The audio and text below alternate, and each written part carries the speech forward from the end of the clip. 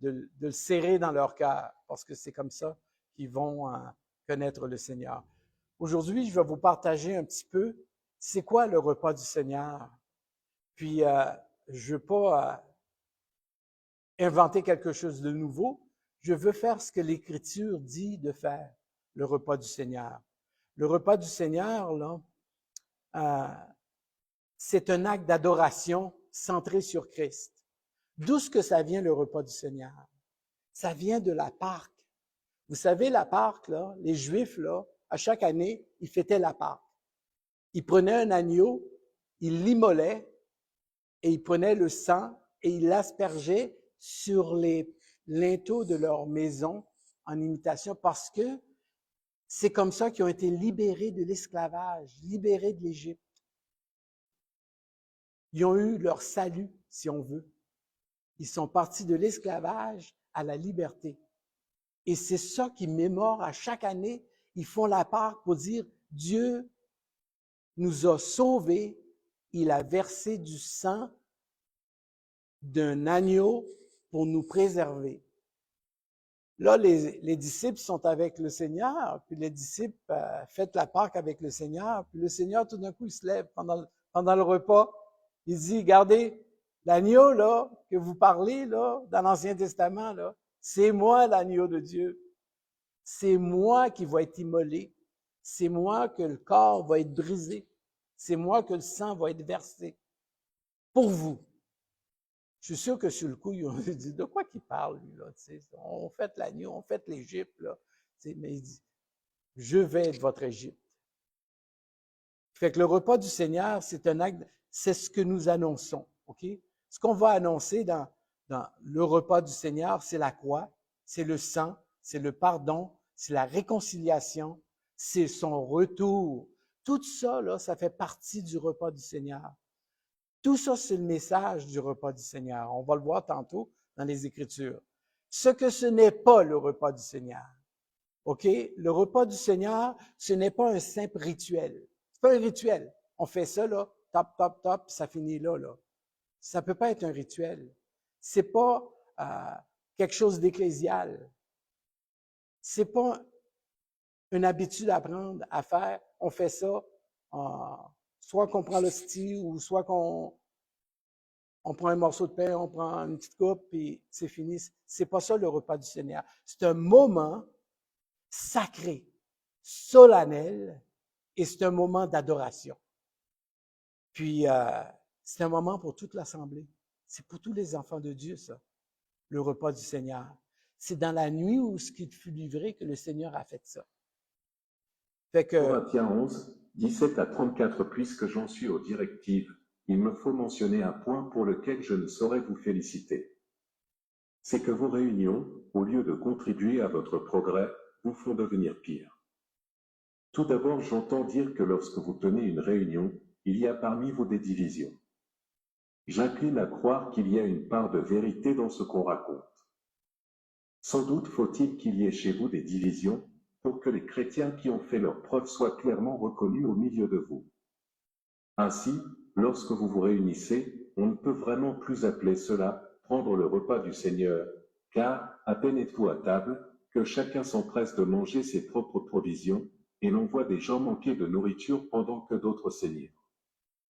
S'il ne s'agit que de manger et de boire, n'avez-vous pas vos maisons pour le faire? Ou bien traitez-vous avec mépris l'Église de Dieu et avez-vous l'intention d'humilier les membres pauvres de votre assemblée? Que puis-je vous dire? Vais-je vous féliciter? Certainement pas. Car voici la tradition que j'ai reçue du Seigneur et que je vous ai transmise. Le Seigneur Jésus, dans la nuit où il fut livré pour être mis à mort, prit du pain et, après avoir prononcé la prière de reconnaissance, il le rompit en disant, « Ceci est mon corps, il est pour vous, faites ceci en souvenir de moi. » De même, après le repas, il prit la coupe et dit, « Cette coupe est la nouvelle alliance scellée de mon sang, faites ceci, toutes les fois que vous en boirez, en souvenir de moi. » Donc, chaque fois que vous mangez de ce pain et que vous buvez de cette coupe, vous annoncez la mort du Seigneur, et ceci jusqu'à son retour. C'est pourquoi quiconque mangerait le pain ou boirait de la coupe du Seigneur d'une manière indigne se rendrait coupable envers le corps et le sang du Seigneur. Que chacun donc s'examine sérieusement lui-même et qu'alors il mange de ce pain et boive de cette coupe. Car celui qui mange et boit sans discerner ce qu'est le corps se condamne lui-même en mangeant et en buvant ainsi.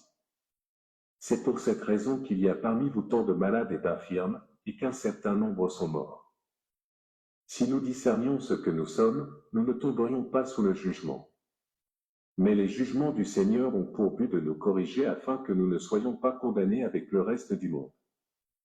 Ainsi donc, frères et sœurs, lorsque vous vous réunissez pour le repas en commun, attendez-vous les uns les autres. Si quelqu'un a particulièrement faim, qu'il mange d'abord chez lui afin que vos réunions n'attirent pas sur vous le jugement de Dieu. Quant aux autres points, je les réglerai lors de mon passage chez vous. L'Écriture nous rappelle que ce repas n'est pas notre repas, c'est le repas du Seigneur. Puis les Corinthiens, ils avaient passé à côté de la traque. Ils n'avaient pas compris que c'était pas, oui, c'est festif, oui, c'est glorieux, c'est joyeux de savoir que le Seigneur Jésus est venu, il est mort pour nous, qu'il a été crucifié pour nous, puis qu'on doit fêter ça. Mais eux autres, ils fêtaient ça au point qu'ils se pactaient. Ils se pactaient la fraise. Ils mangeaient, ils mangeaient tout de suite, ils consommaient leur bouffe, puis ils pensaient même pas aux pauvres qui étaient dans l'assemblée, qui n'avaient pas de nourriture. C'est comme s'ils avaient passé à côté du message du repas du Seigneur. Le repas du Seigneur, ils ne comprenaient pas l'essence. L'essence, oui, c'était joyeux, mais pas pour se pacter. C'était joyeux pour glorifier le nom de Dieu. Fait que c'est ce que l'apôtre Paul nous dit dans ce texte-là. Il nous dit, ils ont passé à côté parce qu'ils n'ont pas vu le centre. Ils n'ont pas vu la personne, la raison du repas.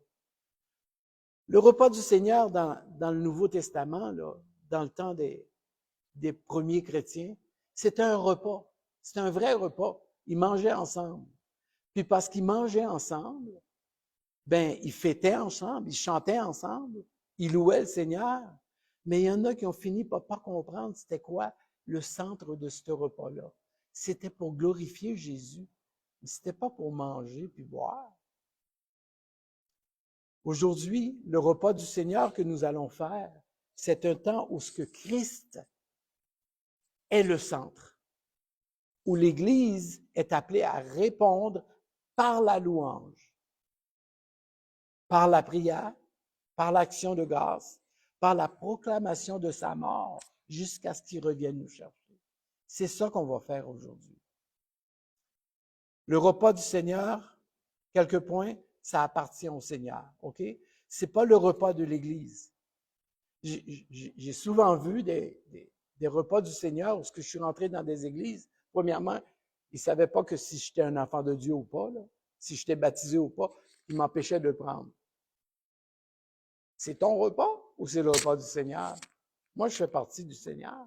Je connais le Seigneur. Je ne peux pas t'empêcher de le prendre.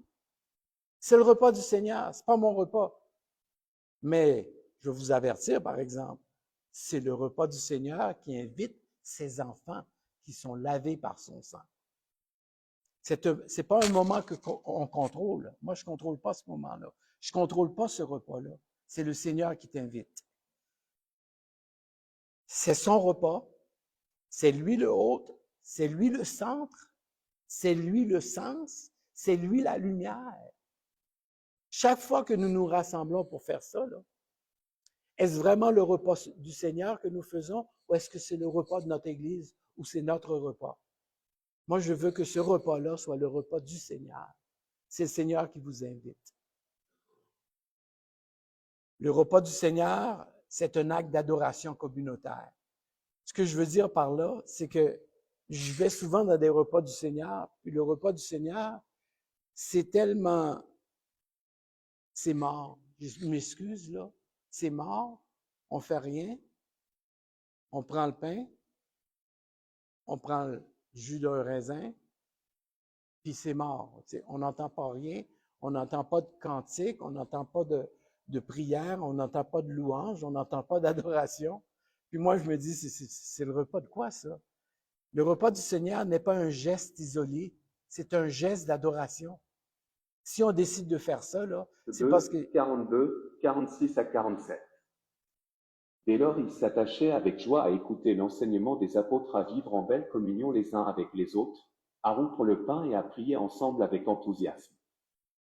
Tous les jours, d'un commun accord, ils se retrouvaient dans la cour du temple. Ils rompaient le pain dans les maisons et prenaient leur repas avec une immense joie et une simplicité de cœur. Ils louaient Dieu et le peuple tout entier leur était favorable.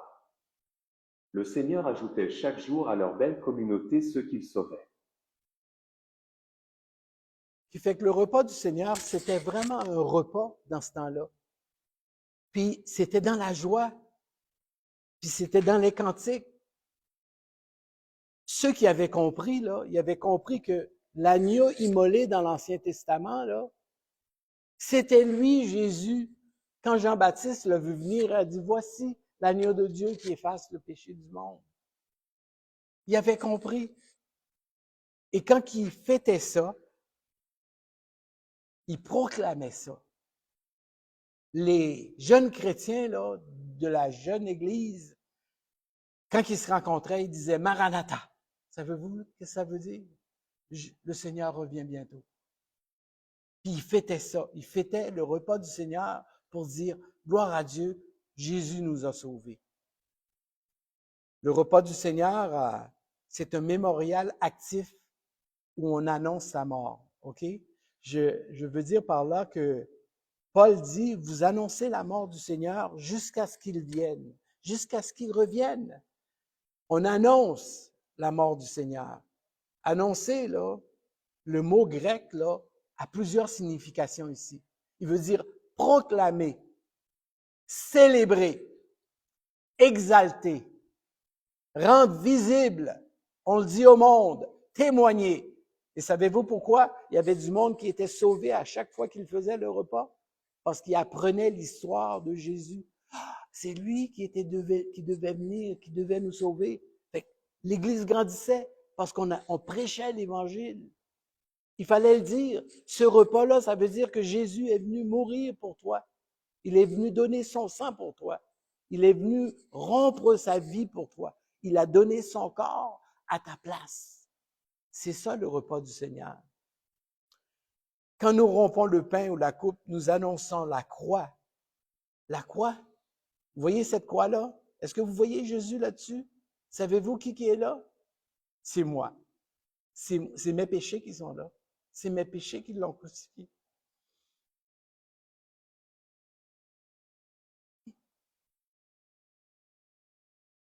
Quand son sang a coulé. Excusez-moi.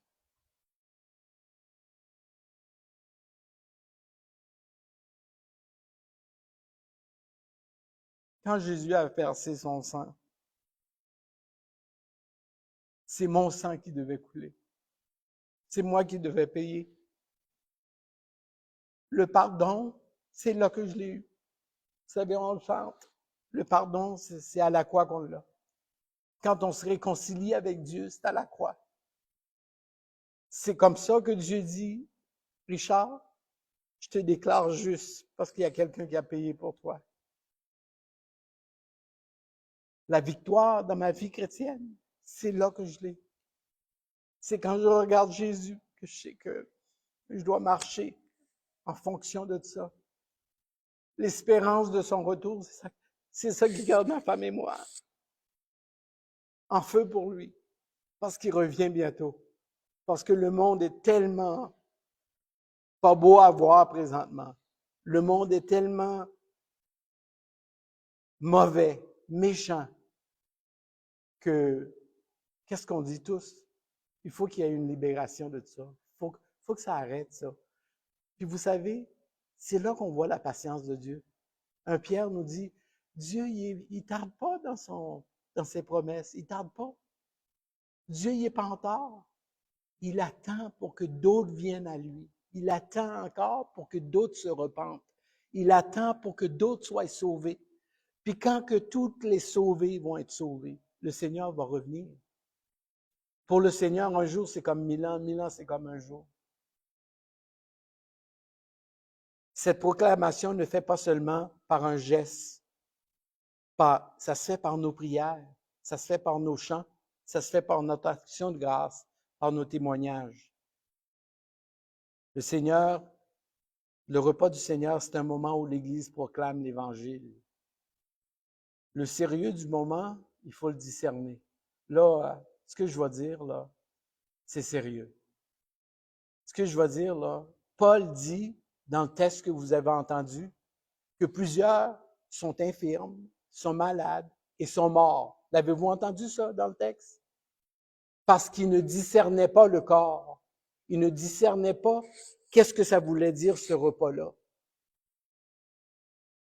Ils ne reconnaissaient pas la sainteté du repas du Seigneur. C'est saint, ça. Ils ne reconnaissaient pas la présence du Seigneur. Vous savez, lorsque 2 ou 3 sont assemblés en mon nom, surtout pour me célébrer, je suis au milieu d'eux. Jésus-Christ est avec nous présentement. Il n'est pas là-dedans, là, mais il est dans le symbole.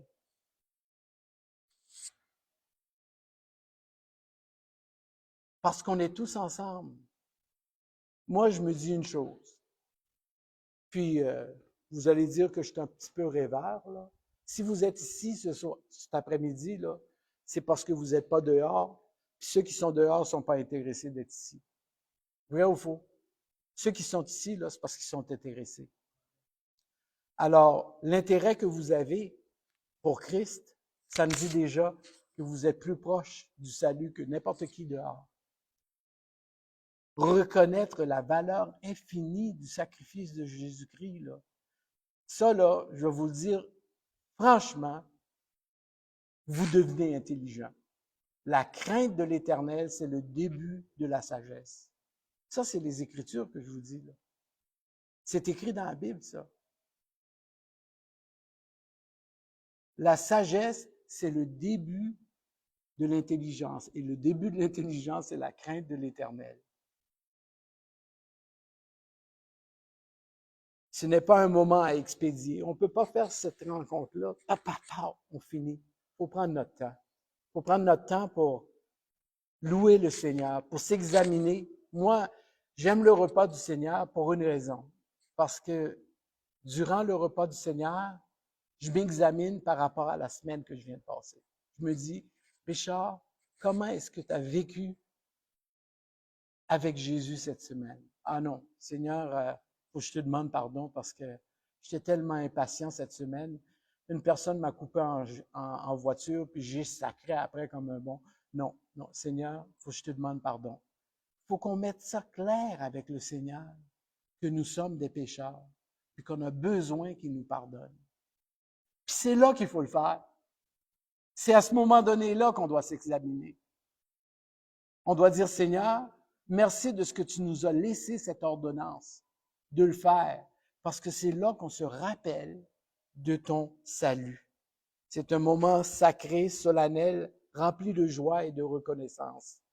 Moi, là, j'aimerais ça que le repas du Seigneur, là, ce soit rempli de prières, de louanges, de cantiques, avant qu'on prenne le pain, et de cantiques, de louanges. On exalte le Seigneur avant de prendre la coupe. C'est tous des symboles, mais c'est des symboles qui disent, Seigneur, on apprécie ton sacrifice. Pourquoi ne pas se limiter au pain et à la coupe? Je vais vous dire pourquoi que ça ne peut pas être minimaliste. On ne peut pas juste prendre le pain et juste prendre la coupe. On ne peut pas faire ça. Il y en a qui le font simplement comme ça. Moi, je ne pense pas que c'est correct. Parce que bibliquement, là, c'est le Seigneur qui l'a institué. Si l'apôtre Paul nous dit, voilà ce que j'ai reçu du Seigneur, ça veut dire on va aller jusqu'au Seigneur. Qu'est-ce que le Seigneur nous a dit de faire? Il a institué ce repas dans la louange, dans les cantiques. Paul dit que c'est un repas où on doit rendre grâce. C'est l'Eucharistie, action de grâce. C'est ça que ça veut dire. On est content. L'Église primitive entourait ça de privilèges, de prières, de louanges. Ils se sentaient privilégiés de louer le Seigneur, de le remercier pour son... Écoutez. 26 à 29, et comme il mangeait, Jésus prit du pain, et ayant rendu grâce, il le rompit et le donna à ses disciples et dit, prenez, mangez, ceci est mon corps. Ayant aussi pris la coupe et rendu grâce, Il la leur donna, disant, buvez-en tous, car ceci est mon sang, le sang de la nouvelle alliance, lequel est répandu pour plusieurs, en rémission des péchés. Or, je vous dis que désormais je ne boirai point de ce fruit de la vigne, jusqu'à ce jour auquel je le boirai nouveau avec vous dans le royaume de mon Père. Et après qu'ils eurent chanté le cantique, ils sortirent pour aller à la montagne des Oliviers. Avez-vous remarqué? Ils chantèrent des cantiques. Puis savez-vous où est-ce qu'ils se dirigeaient à la montagne des Oliviers? Ben, c'est dans la nuit où ce qui fut livré. Il venait de se faire trahir par Judas, puis il allait venir l'arrêter, puis il allait le crucifier dans pas longtemps après. C'est là qu'il a dit, prenez ceci est mon corps. Mais vous dire franchement, je pense que la plupart des disciples ne comprenaient pas tout à fait qu'est-ce qui se passait. Ouais, il va ressusciter. C'est quoi ça, ressusciter? Ils ne comprenaient pas. C'est juste après sa résurrection qu'ils ont compris qu'est-ce qu'il voulait dire. Alors, le repas du Seigneur, ce n'est pas un geste minimaliste. On ne peut pas juste le faire, puis papa, c'est fini. Il faut qu'on prenne notre temps pour adorer, pour louer, pour glorifier le Seigneur. C'est un moment d'adoration communautaire. Comment on va vivre ce moment? Je vais vous expliquer. C'est pas une recette magique, là. C'est une logique de ce qui s'est passé dans la jeune Église. Je vais tourner dans un texte, puis je vais regarder le texte avec vous.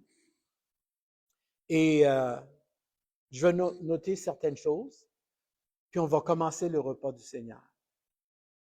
On va commencer le repas du Seigneur comme dans la jeune Église. C'est pendant qu'il mangeait, qu'il a rendu grâce. Avant, bon, nous, on n'a pas de repas, mais on va prendre le temps de manger un peu du Seigneur. On va le louer. On va chanter un cantique ou deux. S'il y a quelqu'un qui a un témoignage à faire, c'est le temps de le faire. Un témoignage qui glorifie le Seigneur. Tu as un cantique à chanter, c'est un cantique qui parle de la mort de Jésus. Un cantique qui est centré sur Jésus.